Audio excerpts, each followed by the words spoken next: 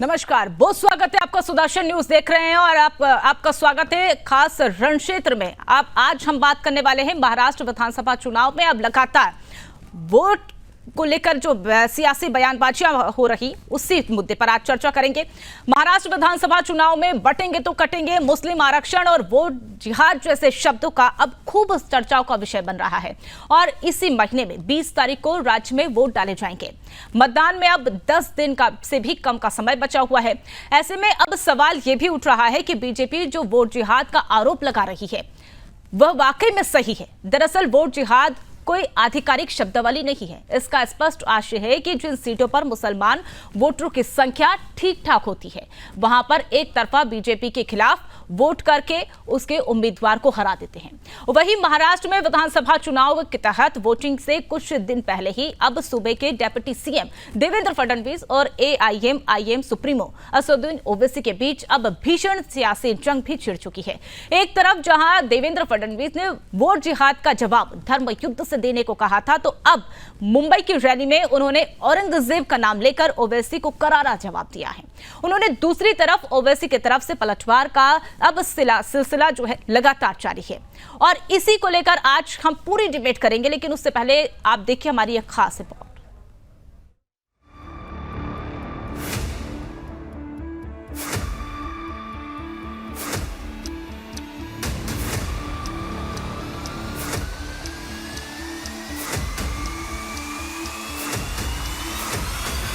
महाराष्ट्र चुनाव से काफी पहले उत्तर प्रदेश के मुख्यमंत्री योगी आदित्यनाथ ने अपने प्रदेश में एक नारा दिया, बटेंगे तो कटेंगे, एक रहेंगे तो नेक रहेंगे। हालांकि सीएम योगी आदित्यनाथ ने उत्तर प्रदेश में यह नारा दिया था, लेकिन इसका उपयोग अब बीजेपी महाराष्ट्र और झारखंड में जमकर कर रही है। वहीं दूसरी तरफ महाराष्ट्र में ऐसी कई और तस्वीरें सामने आई है जहां पर खुलकर वोट जिहाद के आरोप लग रहे हैं।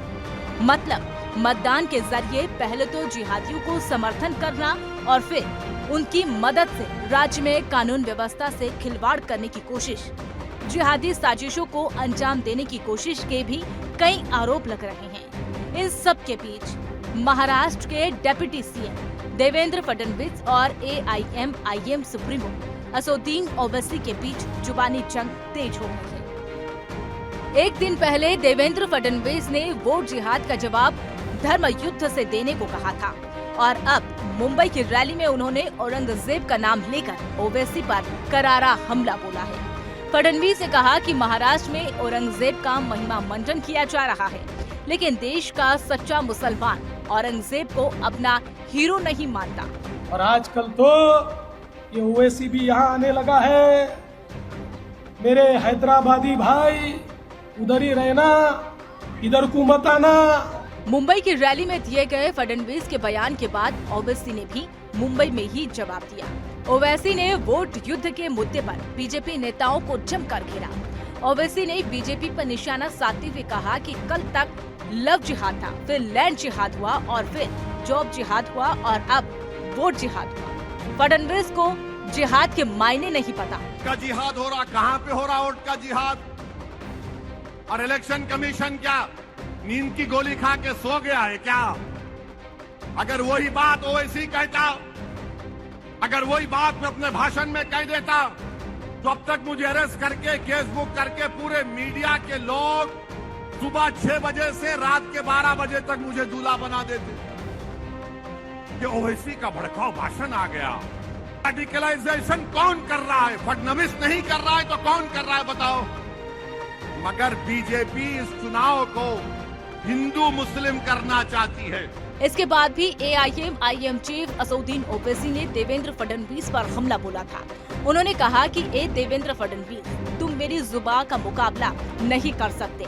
तुम पीएम मोदी और गृह मंत्री अमित शाह भी मिलकर बैठ गए, तब भी मेरी जुबान का मुकाबला नहीं कर सकते। उनके सारे धर्मस्थलों के ऊपर बैनर लगे, पोस्टर लगे, कस्में दिलाई गई और लोगों को वोटिंग के लिए बाध्य किया गया और कहा बस एक ही चीज करनी है, मोदी जी को हराना है। ये कहकर एक वोट जिहाद किया गया। हम लोग थोड़े सोए हुए थे, इसलिए कई जगहों पर हम लोगों को मात खानी पड़ी, लेकिन अब वोट जिहाद का जवाब वोट के धर्म युद्ध से हमको देना है और अब कोई भी सोएगा नहीं, अब सबको मतदान के लिए जाना है। वार पलटवार का ये सिलसिला अभी थमा नहीं है। महाराष्ट्र में चुनावी सरगर्मियों के बीच सूबे के डेप्यूटी सीएम ने वोट जिहाद की पोल खोलकर रख दी है। वहीं छत्रपति संभाजी नगर में एक जनसभा के दौरान बीजेपी नेता फडणवीस ने ओवैसी पर निशाना साधते हुए कहा था कि वोट जिहाद का जवाब धर्म युद्ध से देना होगा और आकर गैर जरूरी मेरा नाम अपनी जबान पर लाए। हिंदुओं को एकजुट करने और वोट जिहाद के खिलाफ सुदर्शन न्यूज भी लगातार मुहिम चला रहा है। सुदर्शन न्यूज के प्रधान संपादक और धर्म योद्धा डॉक्टर सुरेश चौहान के जी भी कई बार इस बात को लेकर संदेह जता चुके हैं कि महाराष्ट्र में बड़ी संख्या में घुसपैठिए घुसे हुए हैं, जो कि वोट जिहाद के जरिए महाराष्ट्र की सियासत को अस्थिर करने की कोशिश कर रहे हैं। हाल ही में धर्म योद्धा डॉक्टर सुरेश चौहान के जी ने महाराष्ट्र में हिंदुओं को एक साथ मिलकर वोट जिहाद के खिलाफ धर्म युद्ध के बूते लड़ाई लड़ने की सौगात दिलाई। शपथ लेते हैं, वचन देते हैं, संकल्प करते हैं, धर्म की रक्षा के लिए सामा, दामा, दंडा, भेद कुछ भी करेंगे, लेकिन धर्म को, राष्ट्र को, संस्कृति को मिटने नहीं देंगे। इन चुनाव में यदि कोई वोट जिहाद करता है तो हम मतदान का धर्म युद्ध करेंगे। महाराष्ट्र में विधानसभा चुनाव में अब कुछ ही दिन बचे हैं। चुनाव से पहले सत्तारूढ़ बीजेपी, शिवसेना, एनसीपी के गठबंधन, महायुति और विपक्षी पार्टियों कांग्रेस, शिवसेना, यूपीटी और एनसीपी शरद पवार की गठबंधन महाविकास अघाड़ी ने चुनाव घोषणा पत्र जारी कर दिया है। चुनाव घोषणा पत्र में दोनों ही गठबंधन ने महिलाओं, किसानों, आदिवासियों, दलितों और पिछड़ों पर फोकस किया है। लेकिन इसके पीछे ही महाराष्ट्र के लिए राजनीतिक पार्टियों ने अपना अपना चुनावी एजेंडा तय कर लिया था। लेकिन अब देखना दिलचस्प रहेगा कि क्या धर्म युद्ध से वोट जिहाद रुकेगा। Bureau report, Sudarshan news.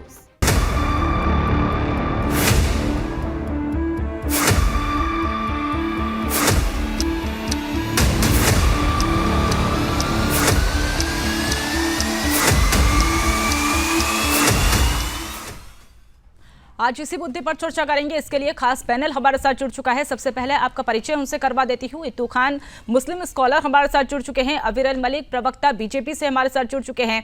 HS. Rawat, Hindu धर्मगुरु, हमारे साथ जुड़ चुके हैं। और वाचस्पति द्विवेदी, प्रवक्ता, कांग्रेस, हमारे साथ जुड़ चुके हैं। आप सभी मेहमानों का सबसे पहले सुदर्शन न्यूज पर बहुत बहुत स्वागत है। डिबेट की शुरुआत जो है अविरल मलिक जी आप ही के साथ करना चाहूंगी। देखिए, वोट जिहाद जिसको आप लगातार वोट जिहाद अब चुनावी मौसम में काफी गूंजता हुआ नजर आ रहा है, लेकिन ये वोट जिहाद होता क्या है? एक बार ये समझाइए, क्या ये भारतीय संविधान में वोट जिहाद की वैल्यू है? जी नहीं, देखिए, जहां तक बात है मजहब के आधार पर वोटिंग करने की, वो स्पष्ट रूप से सबको मालूम है और मौलानाओं के द्वारा अपीलें की जाती है, संस्थाओं के द्वारा अपीलें की जाती है कि जिस प्रकार से मुसलमानों के ऊपर दबाव बनाने का कार्य किया जाता है, एकजुट करने का कार्य किया जाता है। और जहां तक बात है समाजवादी पार्टी की, कांग्रेस पार्टी की, वो सब लोग जानते हैं किस प्रकार से मुसलमानों को एकजुट करने की बात की जाती है और हिंदुओं को विभाजित करने का कार्य किया जाता है। और इसमें सुदर्शन न्यूज टेलीविजन के प्रधान संपादक आदरणीय श्री सुरेश चौहान के जी का भी मैं हृदय से आभार एवं धन्यवाद व्यक्त करना चाहूंगा कि जिस प्रकार से उनके द्वारा राष्ट्रवादी लोगों को जगाने का कार्य किया जा रहा है और आपकी पूरी टीम के द्वारा ये निस्वार्थ भाव से निरंतर कार्य किया जा रहा है, इसके लिए मैं आपका धन्यवाद करता हूं। और जहां तक बात है मुसलमानों की, ये नहीं बताया जाता है कि ये शिया है, सुन्नी है। शिया सुन्नी के कॉन्फ्लिक्ट के बारे में बात नहीं की जाती है। मुसलमान समुदाय की यदि बात की जाती है तो पूरे एकजुट रूप से की जाती है। अगर मुसलमान समुदाय की बात की जाती है, कोई नहीं कहता है कि मुस्लिम ओबीसी है, मुस्लिम जनरल है या मुस्लिम दलित है। बात नहीं की जाती है कि ये शाह है, डफ एक प्रकार से नट है, डफली है, या फिर शिया है, सुन्नी है, या खान है, कुरैशी है। लेकिन जहां तक बात है हिंदू धर्म की, सनातन हिंदू धर्म की, सनातनियों के विषय में यदि चर्चा की जाती है तो बात की जाती है जाट की, गुर्जर की, राजपूत की, ब्राह्मण की। हिंदुओं को जाट, गुर्जर, राजपूत और ब्राह्मण में विभाजित करने का कार्य किया जाता है। डिवाइड एंड रूल की पॉलिसी अपनाने वाले इन लोगों को मैं आपके माध्यम से चेतावनी देना चाहूंगा कि अंग्रेजों की नीति अब इस देश में चलने वाली नहीं है। अब हिंदू जाग चुका है, सनातनी जाग चुके हैं, राष्ट्रवादी जाग चुके हैं, देश का प्रत्येक व्यक्ति जाग चुका है कि किस प्रकार से भारतीय जनता पार्टी के द्वारा निरंतर जनता के हित में कार्य किया जा रहा है। गरीब की चिंता की जा रही है। हम गरीब के लिए कार्य करने वाले लोग हैं, शोषित वर्ग को मजबूत करने वाले लोग हैं और एक पीडीए का नारा दिया जाता है, पिछड़ा, दलित, अल्पसंख्यक। मैं जानना चाहता हूं अतीक अहमद ने कौन से दलित के हित में कार्य किए? मैं जानना चाहता हूं मुख्तार अंसारी ने कौन से पीड़ितों को न्याय दिलाने का कार्य किया? ये बात करते हैं पीड़ितों की, कितने पीड़ितों को इन्होंने न्याय दिलाए? इन्होंने जनता को पीड़ित करने का कार्य उल्टा किया। और जहां तक बात है महिला सुरक्षा की, तो सब जानते हैं कि किस प्रकार से उत्तर प्रदेश के अंदर महिलाएं असुरक्षित थी जब उत्तर प्रदेश में मुख्यमंत्री अखिलेश यादव जी हुआ करते थे। जहां तक बात है जातियों विभाजित करने की, अब ये सनातनी जाग चुके हैं। सनातनी एकजुट होकर देश के हित में निश्चित रूप से भारतीय जनता पार्टी को वोट देंगे। गरीब जाग चुका है, बेरोजगार जाग चुका है। भारतीय जनता पार्टी गरीबी मुक्त भारत की बात करती है, बेरोजगारी मुक्त भारत की बात करती है, रोजगार युक्त भारत की बात करती है, महंगाई मुक्त भारत की बात करती है। और जिस प्रकार से निरंतर स्वरोजगार इस देश में उत्पन्न हो रहे हैं, युवाओं को रोजगार मिल रहा है, विकास हो रहा है, चहुमुखी विकास होने के साथ साथ पूरे देश में उत्तर से दक्षिण तक, पूरब से पश्चिम तक विकास की गंगा बह रही है। ये सब चलिए मलिक जी, विकास की गंगा तो बह रही ही, आप कह तो रहे हैं, लेकिन लोकसभा चुनाव का रिजल्ट सभी को याद है, वो भी आप ध्यान में रखिएगा। चलिए आपका रुख करेंगे इत्तू खान जी, आपका रुख करते हुए देखिए, वोट जिहाद, पहले लैंड जिहाद हुआ, लव जिहाद हुआ और अब वोट जिहाद आ गया। और क्या अब ये लगातार ऐसे जिहाद बढ़ते जा रहे हैं? क्या इससे आप समझते हैं? और सबसे पहले ये सवाल मेरा ये आपसे है, जब चुनावी मौसम आते हैं और लगातार ये सब जो मामले हैं वो तूल पकड़ते हुए नजर आ रहे हैं। देखिए, आपका सवाल तो बहुत ही अच्छा है कि जिहाद का मामला आ गया। अभी हर वक्त जहादी का मामला चल रहा है। ये 2014 से जहादी का नाम पे आप लोग गद्दी पे बैठ रहे हैं। जो भाई साहब हमारे कह रहे थे जहादी के बारे में, वो तो 2014 के बाद ही जहादी लाए। और सनातन जाग चुका। सनातन क्या 2014 के बाद जागा? सनातन कल भी जागा हुआ था, आज भी जागा और कल भी जागा रहेगा। लेकिन इस 14 के बाद जो सनातन को जगा रहे हैं, ये इनके क्या सोच में ही है कि 14 के बाद सनातन गाया है? उनसे हम पूछना चाह रहे हैं, भाईजान 14 के बाद क्या सनातन आई है? सनातन बहुत पहले से है और पहले से ही जागा हुआ था। लेकिन आप लोग सनातन को इलेक्शन में ही जगाते हैं। इलेक्शन के बाद सनातन को आप पूछते भी नहीं होंगे। सिर्फ इलेक्शन का मुद्दा है तो सनातन जागने लगा, इलेक्शन खत्म तो सनातन को सुता दे रहे। आप लोग अपने सियासी माहौल में ला रहे। अरे सियासत में सनातन को मत लाइए, धर्म को मत लाइए, बीच में लाइए महंगाई को, रोजगार को।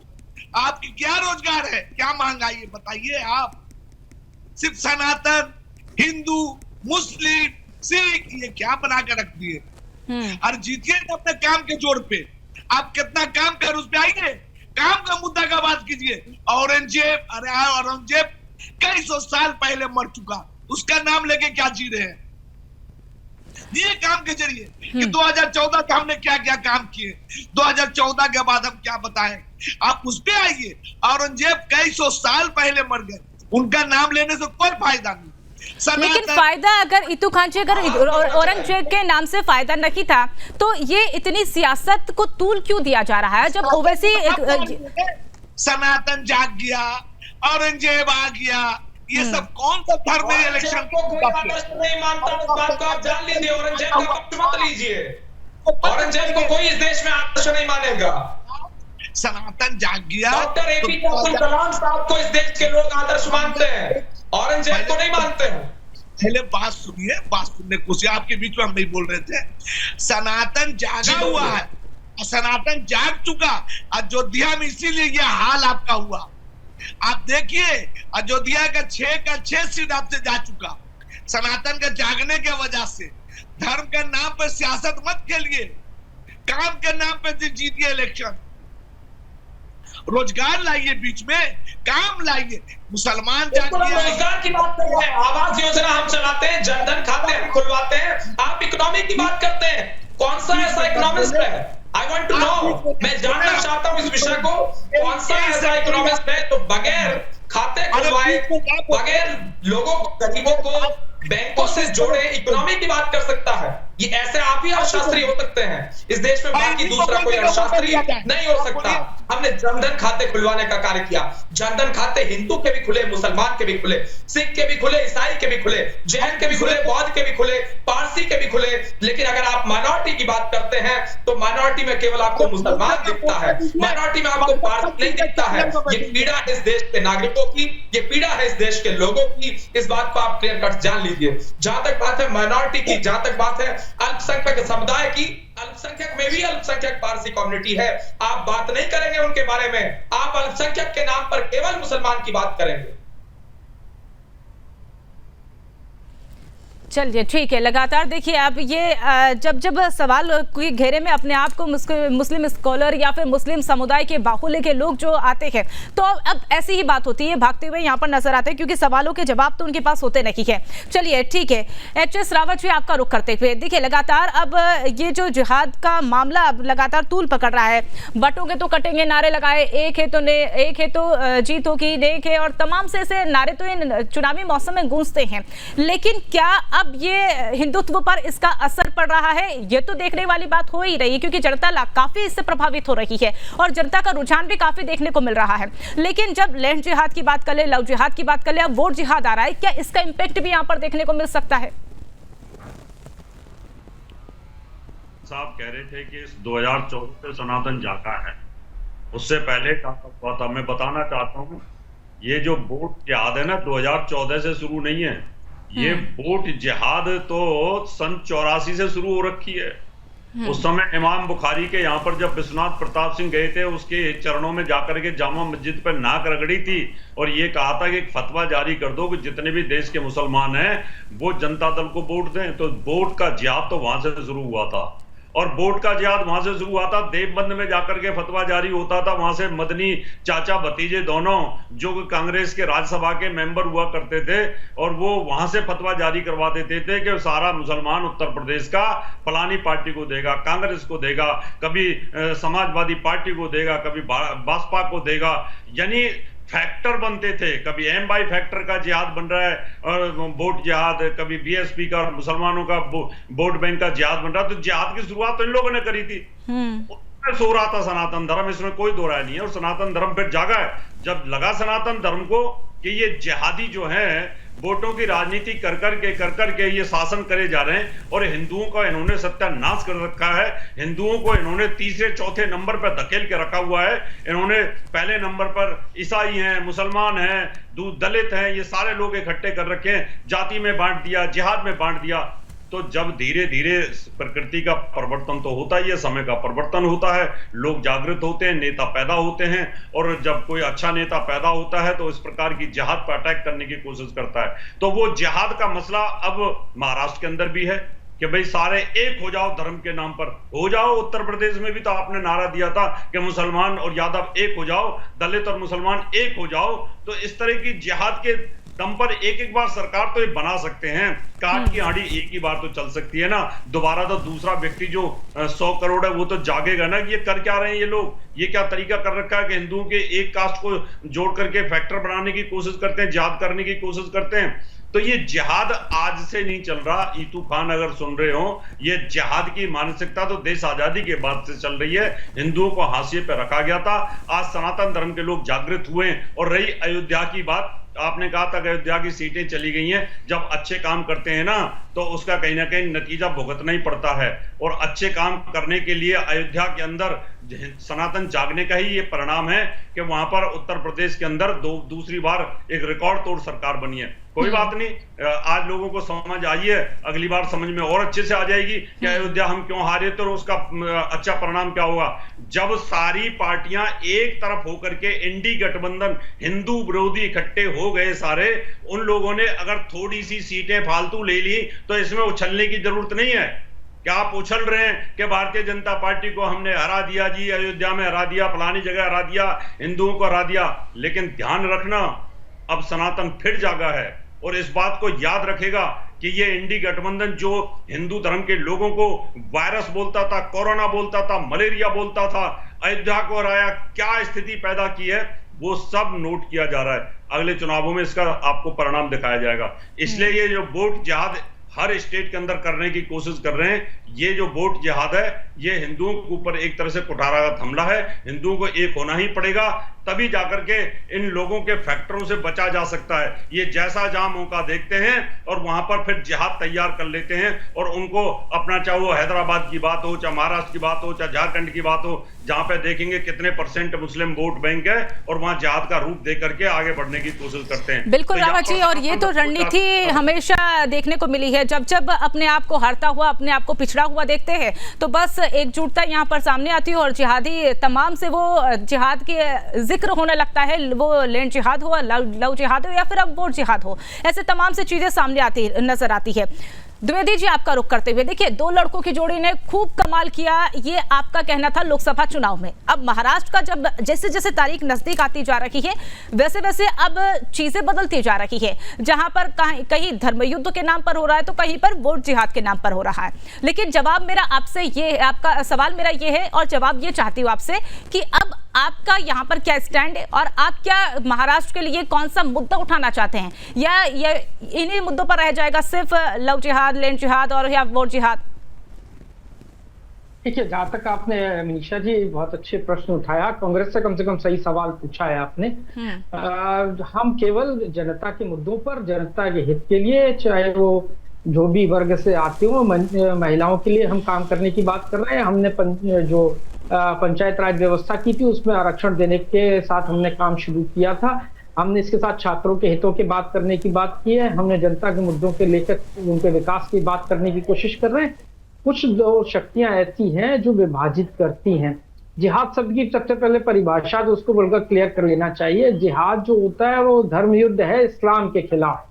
तो इस्लाम के खिलाफ कौन है आखिर, ये पहले पता चले। अगर इस्लाम के खिलाफ अगर सब लोग हैं तो स्वतंत्रता इतिहास जरा उठा के देख लीजिए। उस समय जितना सनातन धर्मियों या हिंदुओं ने, सो कॉल्ड हिंदुओं ने जितना इस देश की आजादी के लिए काम किया है, उतना मुसलमानों ने भी किया है। इस बात से आप दूर नहीं कर सकते और आप उनको देश हित में उनको किसी से कम नहीं कर सकते। अगर ऐसे होता तो आप अशफाक उल्लाह खान जी की बात की, उनको भी ध्यान रखना चाहिए। अब्दुल हमीद साहब को भी ध्यान रखना चाहिए। टैंक के सामने पाकिस्तान के खड़े हो गए और वो टैंक को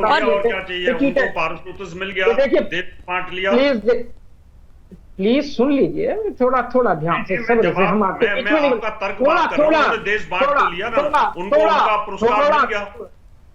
थोड़ा आपने नहीं किया सरकार, वो कांग्रेस की सरकार थी, इंदिरा जी थी, उन्होंने किया था और उस टुकड़ा किया तो आपका उसमें कोई रोल नहीं था। आप उस बीच में कहीं थे भी नहीं, आप दो भी नहीं थे उस समय जब सरकार की बात हो रही है। और जब इंदिरा जी ने इसका टुकड़े किए थे तब आप कहां थे? जब इस देश में राष्ट्रीयकरण किया गया था बैंकों का, तब आप कहां थे? और उस समय जब विपक्ष खत्म किया गया था, सुन लीजिए, मैं आपके बीच में नहीं बोला, सुनने का धैर्य रखिए, डेरेल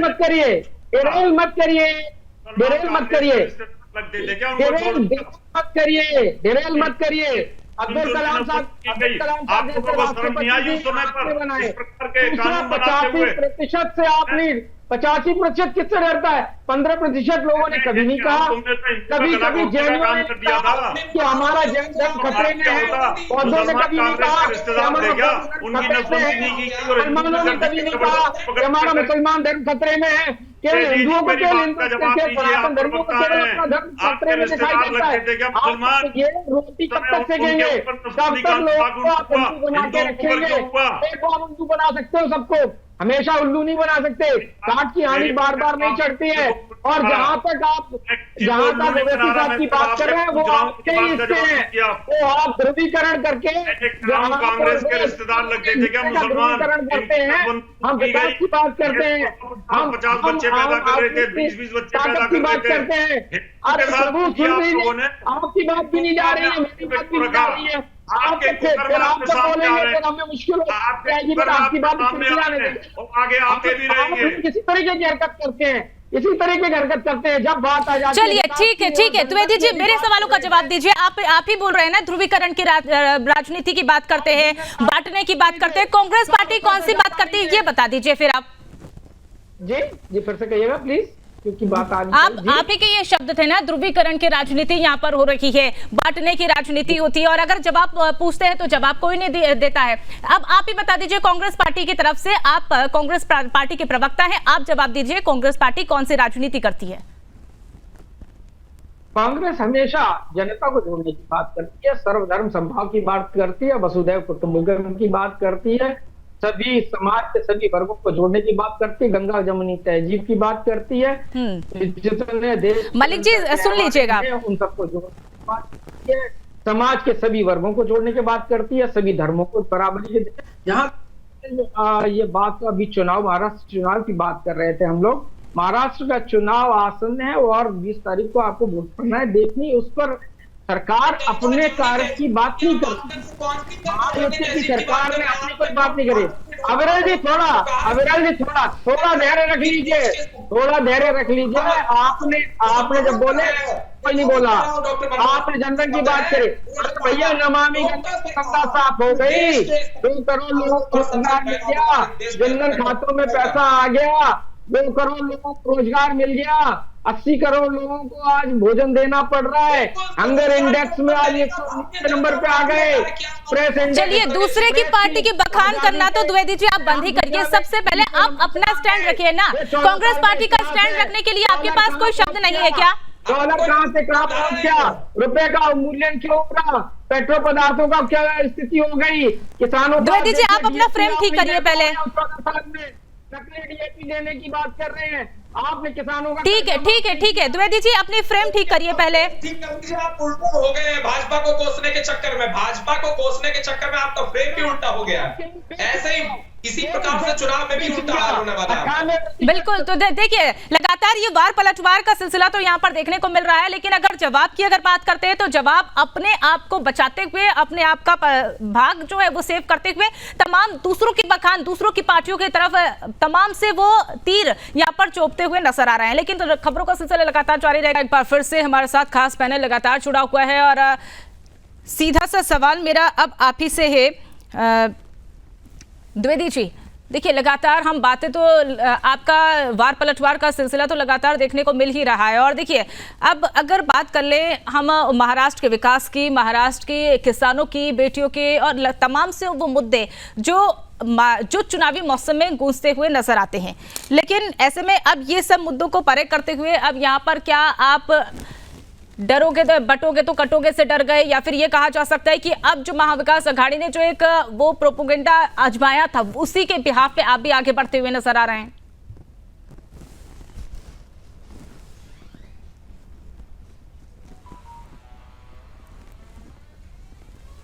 चलिए आपसे एक बार संपर्क साधने की कोशिश करेंगे, और इसी बीच हमारे साथ लगातार अविरल मलिक जी बने हुए हैं।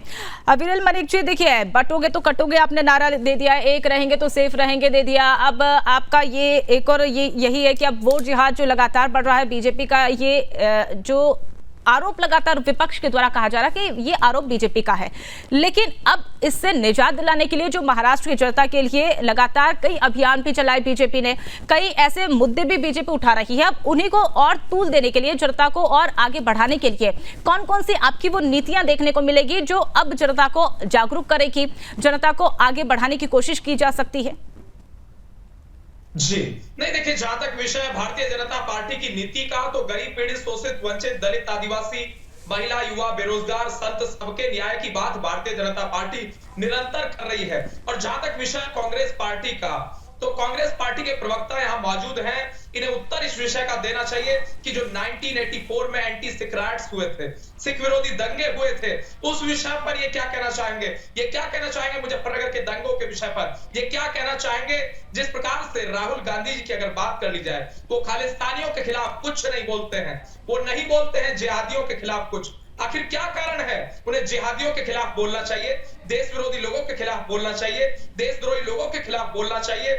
आखिर क्यों मौन समर्थन, मौन स्वीकृति प्रदान की जा रही है, इस विषय का इन्हें उत्तर देना चाहिए। जहां तक बात है भारतीय जनता पार्टी की और जहां तक विषय है वोट जिहाद का, जिहाद अनेकों प्रकार का है, अलग अलग प्रकार का, चाहे वोट जिहाद की बात कर ली जाए, लव जिहाद की बात कर ली जाए, लैंड जिहाद की बात कर ली जाए, या एक अन्य प्रकार के जिहादी हैं जो गोलियां बरसाने का कार्य करते हैं AK-47 के माध्यम से, उन आतंकियों की बात कर ली जाए। ये विभिन्न प्रकार का जो जिहाद है, जनता इसे समझ चुकी है, गरीब इसे जान चुका है, प्रत्येक राष्ट्रवादी, प्रत्येक व्यक्ति इस विषय को समझ चुका है और जान चुका है।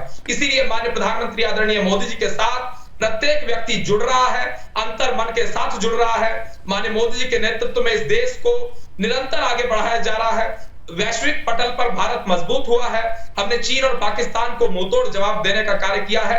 न केवल मुंहतोड़ जवाब देने का कार्य किया है, बल्कि चीन और पाकिस्तान की रीढ़ की हड्डी, कमर तोड़ने का काम भारतीय जनता पार्टी ने, हमारी केंद्र सरकार ने, माननीय मोदी जी की सरकार ने किया है। इस बात को लेकर गर्व होना चाहिए इन लोगों को। और जहां तक विषय है एक रहेंगे तो नेक रहेंगे, तो इस विषय को इन्हें जान लेना चाहिए। एक रहेंगे तो सेफ रहेंगे, बिल्कुल सही बात है। राष्ट्र विरोधियों के खिलाफ, देश विरोधियों के खिलाफ, कानून विरोधियों के खिलाफ, समाज विरोधियों के खिलाफ और उसके साथ साथ खालिस्तानियों के खिलाफ, नक्सलवादियों के खिलाफ, जिहादियों के खिलाफ, उग्रवादियों के खिलाफ, दंगाइयों के खिलाफ एकजुट होने की आवश्यकता है।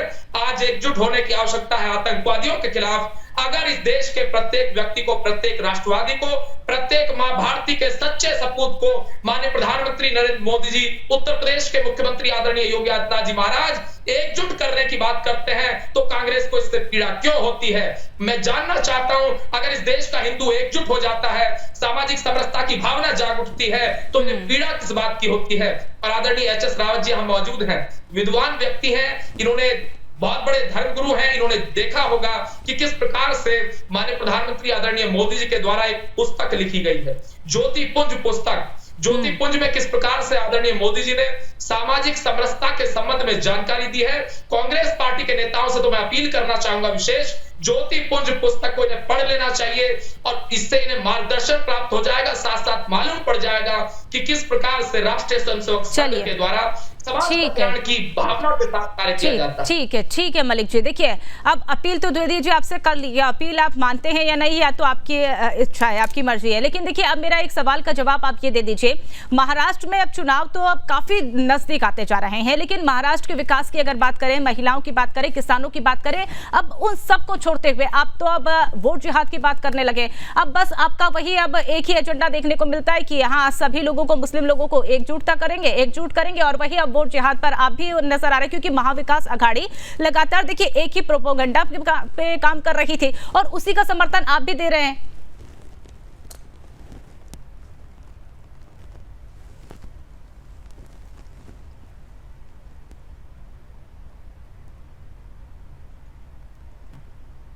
द्विवेदी से आवाज मिल पा रही है आपको? ये मेरे से सवाल है मैम? बिल्कुल आप ही से सवाल है। महाविकास अघाड़ी में शायद आप ही का गठबंधन होगा ना, आप ही महाविकास अघाड़ी के साथ आगे बढ़ रहे हैं ना, और आप उनके साथ होने के बावजूद आपको ये समझ नहीं आ रहा? हाँ नहीं, प्रश्न समझ में नहीं आया था, एक्चुअली डिस्टर्बेंस थोड़ा था। अब मैं आपका प्रश्न समझ, आपको मेरे सवाल कर रहे हैं। देखिए महाविकास अघाड़ी का आपके सामने पूरा का पूरा मैनिफेस्टो आ चुका है। हमने महिलाओं के लिए क्या काम करने की कोशिश की है, देखिए पूरा का पूरा जो भी यात्री होंगे उनको हम फ्री करेंगे, 3000 रुपए उनको मासिक देंगे, ये बात हुई है। वो जो जिनको रोजगार नहीं मिला उनको हम, ये सब वादे दावे तो द्विवेदी जी करते ही है ना, घोषणा पत्र में ये सब तो लगातार करते हैं, लेकिन अब ये वोट जिहाद का क्या है? हम जातीय जनगणना हमने कहा था, हमने तेलंगाना में शुरू कर दिया है, जहां जहां हमारी सरकारें हैं हम जातीय जनगणना शुरू कर रहे हैं। और हम वो लाल किताब को मार्क्सवादी किताब नहीं कहना चाह रहे हैं, जिस तरीके से अपमान किया संविधान का कि ये लाल किताब है। लाल किताब को मार्क्सवाद से क्यों जोड़ने की बात हुई? उसमें तो आप कह रहे हैं कि अंदर कुछ है ही नहीं। आपने क्या उस किताब को राहुल गांधी के पढ़ लिया था? तीसरी बात यह है कि विदर्भ की आप बात क्यों नहीं करते हैं, वहां मराठों के आरक्षण की बात क्यों नहीं करते हैं? इसके अलावा और जो अन्य जनता से जुड़े हुए बात क्यों नहीं करते हैं? किसानों को DAP देने की बात क्यों नहीं करते हैं? पूरे देश ये सब तो आप ये बता दीजिए, ठीक है, ये सब बात आप बीजेपी के लिए बोल रहे हैं या फिर आप, ठीक है, लेकिन कांग्रेस क्या करती है? वोट जिहाद की बात करती है क्या? आप किसका समर्थन कर रहे हैं? जिहाद का मतलब पहले तो आप समझ लीजिए, आप हमेशा जिहाद जिहाद करते हैं। ठीक है, आप जिहाद का मतलब समझाते हुए आप मुझे यही बता दीजिए कि आप जिहाद का समर्थन क्यों कर रहे हैं? मतलब है, हम तो वसुधैव कुटुंबकम की बात करते हैं, हम तो गुंचे गुंचे खिलाने की बात करते हैं, सारे जहां से अच्छा हिंदुस्तान की हमारी बात करते हैं। हाँ। सबके साथ धर्म सबको लेके चलने की बात करते हैं। हम किसी धर्म की बात नहीं करते, हम किसी मजहब की बात नहीं करते, हम किसी मिल्लत की बात नहीं करते, हम किसी संप्रदाय की बात नहीं करते। हम तो गुंचा गुंचा फूल खिलाने की बात करते हैं, सभी लोगों को साथ लेके चलने की बात करते हैं, समरसता की बात। सभी लोगों को साथ में लेके चलते तो आज ये वोट जिहाद शब्द बनता ही क्यों? ये इजाद हुआ कैसे, ये आप मुझे बता दीजिए फिर। अरे आप 85% सनातन धर्मियों हिंदुओं को 15% से डराने की कोशिश करते हैं। अरे भाई, कभी मुसलमान ने कहा कि इस्लाम खतरे में है हिंदुस्तान में? नहीं कहा, उनको कहना चाहिए था, नहीं कहा। कभी जैनियों ने कहा कि भाई हमारा धर्म खतरे में है, कभी बौद्धों ने कहा कि हमारा धर्म खतरे में है। आप 85% होके हिंदुत्व खतरे में कैसे हो सकता है? तब खतरे में नहीं आया। खतरे में तो हिंदुत्व को है या नहीं ये तो आप छोड़ दीजिए, आप मुझे बस इतना सा बता दीजिए, आप जो सपोर्ट कर रहे हैं। ठीक है द्विवेदी जी, ठीक है, आप मेरे सवाल का जवाब दीजिए पहले। आप जिहाद लगातार जब से डिबेट में बैठे एक ही आपका वर्ड था, लेकिन आप ये बता दीजिए, आप जो सपोर्ट कर रहे हैं उसके सपोर्ट का पीछे का कारण क्या है? क्या आपको यही बातों का डर लग रहा है कि बटेंगे तो कटेंगे? क्या इन्हीं नारों से आप डरते हुए यहाँ पर नजर आ रहे हैं?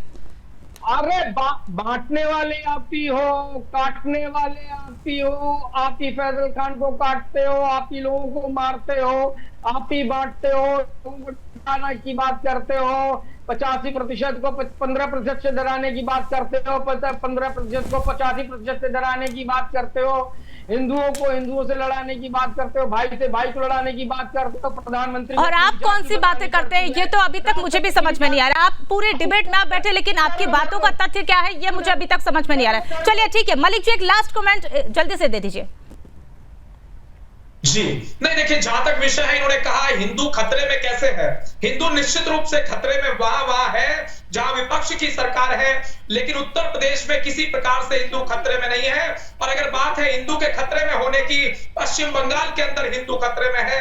वो सबको मालूम है कि किस प्रकार से जय श्री राम का उद्घोष करने के पश्चात ममता बनर्जी राज्य की मुख्यमंत्री उन लोगों के पीछे दौड़ती हैं और उन्हें गुंडा कह देने का कार्य करती हैं, क्योंकि उनका कसूर केवल इतना था, उन्होंने जय श्री राम का नारा लगा दिया था। इससे ममता बनर्जी जी को पीड़ा हो जाती है। जहां जहां विपक्ष की सरकारें हैं, चाहे बात कर ली जाए जब राजस्थान में विपक्ष की कांग्रेस पार्टी के नेतृत्व की, अशोक गहलोत जी के नेतृत्व की सरकार थी, कन्हैयालाल टेलर की निर्मम हत्या होती है। उद्धव ठाकरे जी के नेतृत्व की कांग्रेस पार्टी की सरकार महाराष्ट्र प्रदेश के भीतर थी, इंडी गठबंधन की सरकार थी, तब किस प्रकार से पालघर में संतों की निर्मम हत्या हो जाती है। जहां इंडी गठबंधन की सरकार है वहां सनातनी खतरे में है, वहां हिंदू खतरे में है, ये सबको नजर आ रहा है। और इसीलिए जनता भारतीय जनता पार्टी के साथ है। अब सबके बिल्कुल मलिक जी, भारतीय जनता पार्टी के साथ जनता है, ये अब आने वाला समय भी बता देगा। और रावत जी आपका रुख करते हैं, एक लास्ट कमेंट, छोटा सा समय मुझे इतनी इजाजत देता है, एक छोटा सा कमेंट कि अब जो देश में लगातार चल रहा है कि अब धर्म की राजनीति लगातार देखने को मिल रही है और राजनेता अब ये जो बयानबाजियां कर रहे हैं और लगातार ये जिहादी को इतना बढ़ावा दिया जा रहा है, जैसे हमारे साथ भी द्विवेदी जी लगातार जिहाद को लेकर सपोर्ट कर रहे थे, इस पर एक छोटा सा रिएक्शन आपका। देखिए, मैं तो मनीषा जी यही कहना चाहूंगा, द्विवेदी जी के पास में कोई कहने के लिए कुछ शब्द ही नहीं है। बस एक ही चीज कह रहे हैं, कांग्रेस तो सर्वधर्म समभाव की बात करती है। अगर कांग्रेस सर्वधर्म समभाव की बात करती द्विवेदी जी, तो आप पहले से हिंदू को हाशिए पे ना लेके चलते। आपने मुसलमानों के लिए पर्सनल लॉ बोर्ड बना दिया, लेकिन हिंदुओं का बोर्ड नहीं बनाया। आपने जब नसबंदी की बात आई तो हिंदुओं की नसबंदी करवा दी, आपने मुसलमानों की नहीं करवाई। जब नरसिंह राव की सरकार थी उस समय आपने एक कानून बना दिया 93 के अंदर कि भाई जो भी हिंदू मंदिर डिस्प्यूटेड मंदिर वो एज इट इज रहेंगे। उसके ऊपर आपने ऐसा तीर मार दिया उठा करके हिंदुओं के मंदिरों के ऊपर, वो कोर्ट में नहीं जा सकते थे। उसके बाद में आपने वक्फ बोर्ड के ऊपर फिर एक कानून बना दिया 95 के अंदर कि वक्फ बोर्ड की जो जमीन है वो जहां पर रख देंगे। आपने इस तरह के साथ किया है इतने हिंदुओं के साथ में। बिल्कुल रावत जी, देखिए माफी के साथ आपको रोकना चाहूंगे, समय मुझे इतनी इजाजत देता। आप सभी हमारे साथ जुड़े, चर्चा का हिस्सा बने, उसके लिए बहुत बहुत धन्यवाद।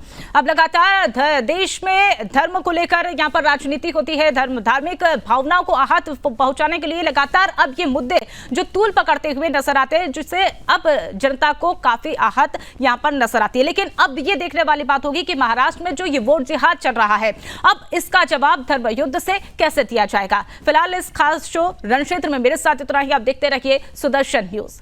जय हिंद।